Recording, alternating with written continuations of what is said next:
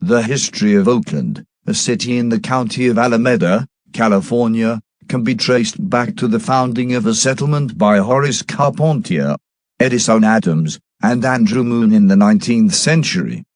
The area now known as Oakland had seen human occupation for thousands of years, but significant growth in the settlements that are now incorporated into the city did not occur until the Industrial Revolution.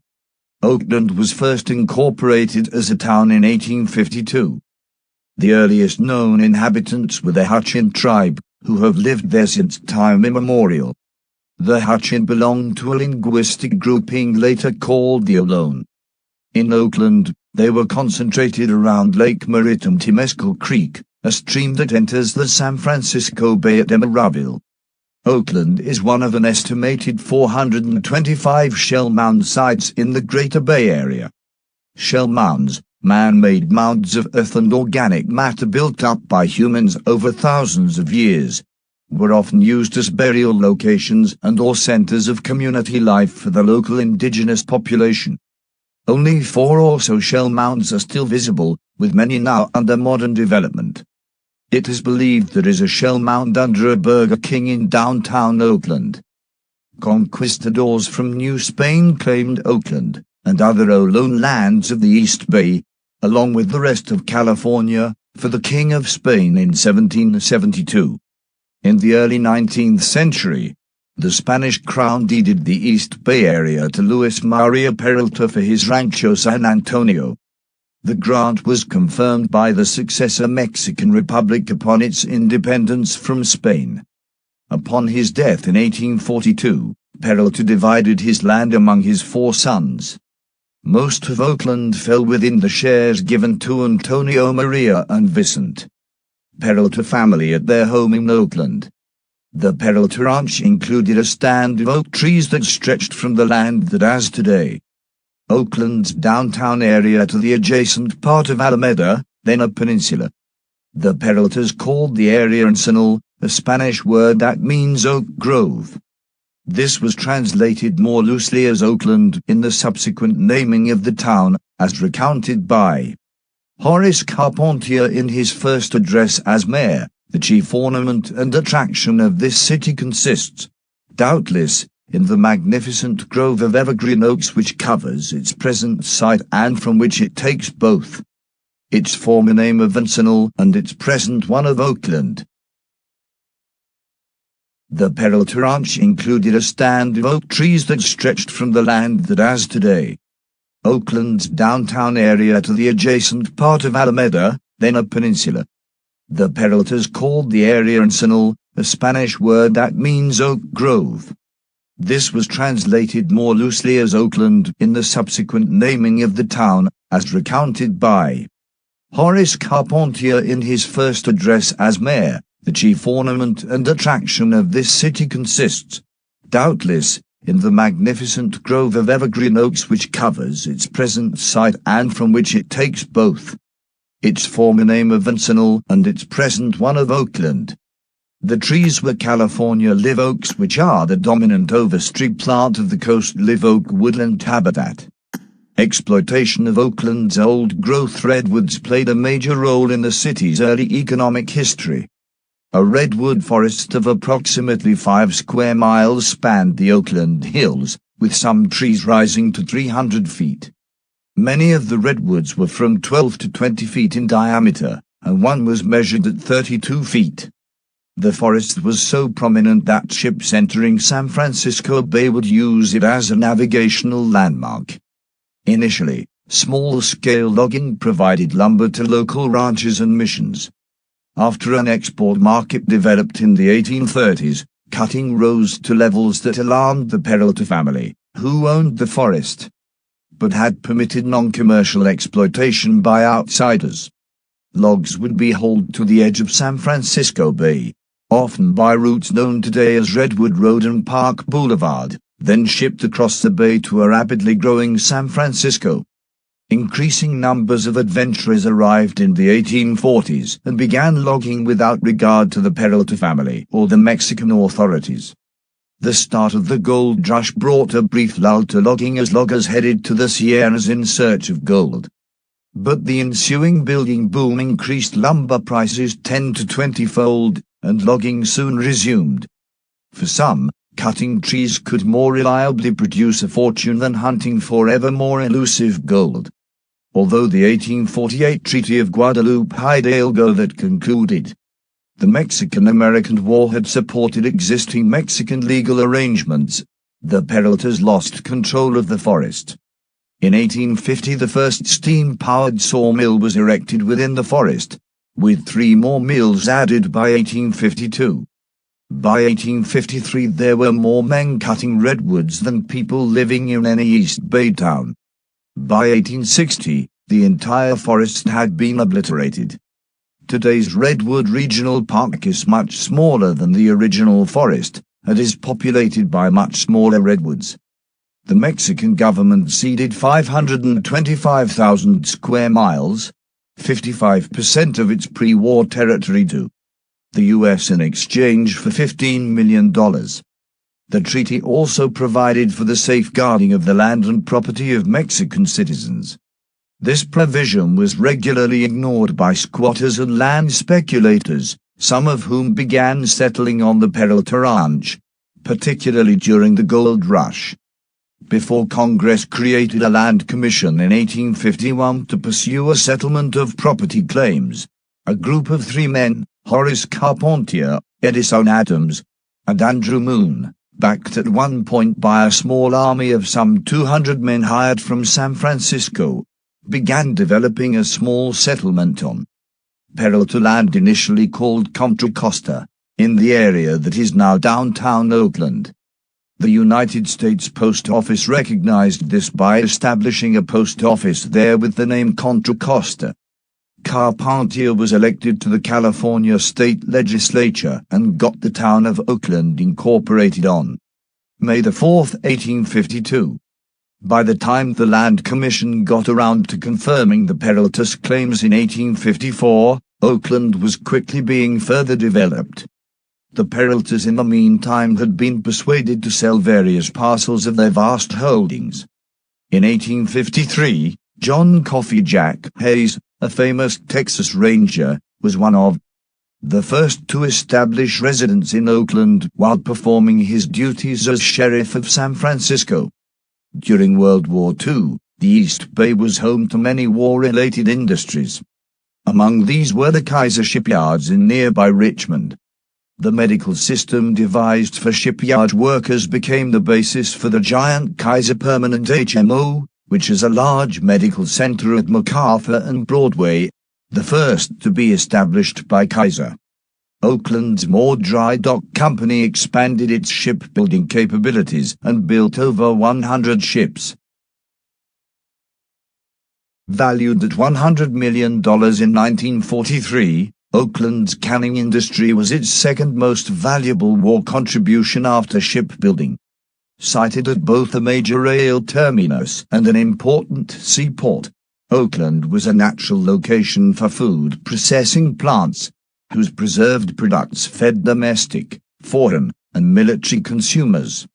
The largest canneries were in the Fruitville district and included the Josiah Canning Company, the Oakland Preserving Company, and the California Packing Company. The Mai Tai cocktail was first concocted in Oakland in 1944, and it became very popular at Trader Vic's restaurant. Established in 1932, just 4 years later, Trader Vic's was so successful San Francisco Chronicle columnist Herb Caen was inspired to write, "The best restaurant in San Francisco is in Oakland." Trader Vic's was chosen by the State Department as the official entertainment center for foreign dignitaries attending United Nations meetings in San Francisco. The restaurant continued to grow in popularity and was running out of room when, in 1951, Founder Victor Bergeron opened a larger one in San Francisco. In 1972, the flagship Oakland restaurant moved to the nearby Emeryville Marina.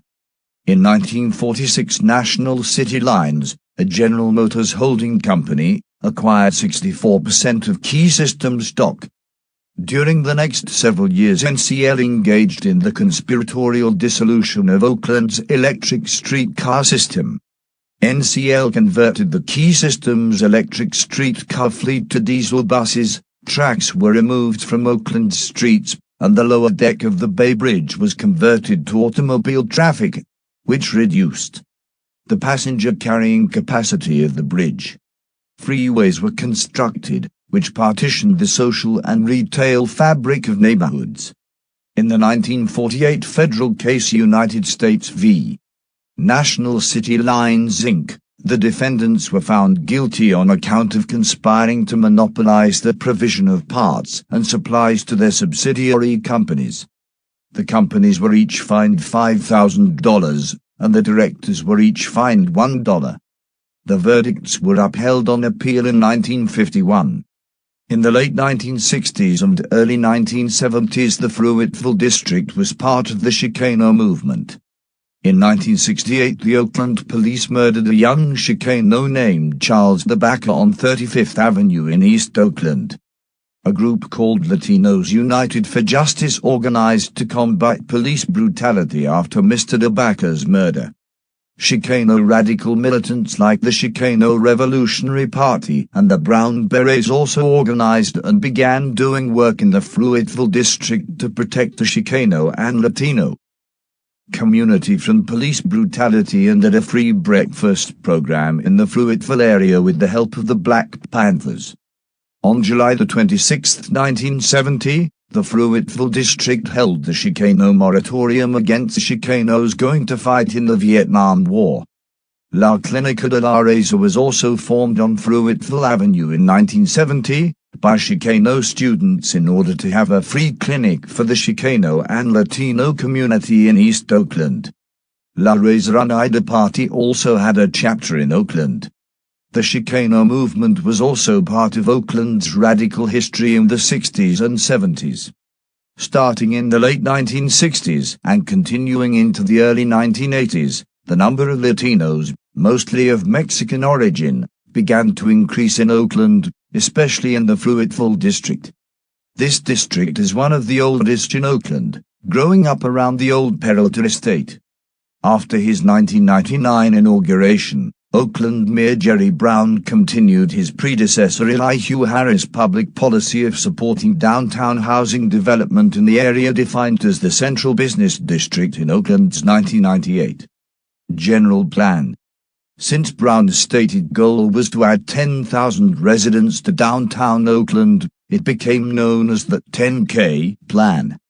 It resulted in redevelopment projects in the Jack London district, where Brown purchased and later sold an industrial warehouse, which he used as a personal residence, and in the Lakeside Apartments district near Lake Merritt, where 2 infill projects were approved. The 10K plan touched the historic Old Oakland district, the Chinatown district, the Uptown district, and downtown. Due to misconduct by the Oakland Police Department, the City of Oakland has paid a total of $57 million during the 2001-2011 timeframe to victims of police abuse, the largest sum of any city in California.